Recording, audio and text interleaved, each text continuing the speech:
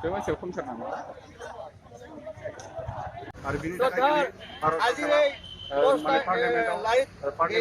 অংশগ্ৰহণ কৰা তথা আমাৰ এই কাৰ্যসূচী উদ্বোধন কৰা নামৰপুৰ জিলা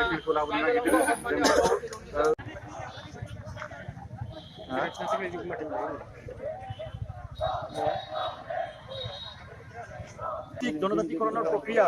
এই প্ৰক্ৰিয়াটো যাতে কোনো কাৰণতে মানে দিব নোৱাৰো আমি সেই পৰিপ্ৰেক্ষিতত অসমৰ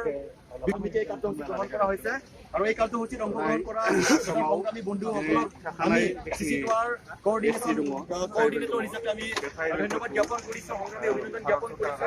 আৰু শেষত আমাৰ এই আন্দোলনৰ কাৰ্যসূচীটো সামৰণিত আমাৰ সদৌ সম্পাদক ৰবীন্দ্ৰ ডাঙৰীয়াক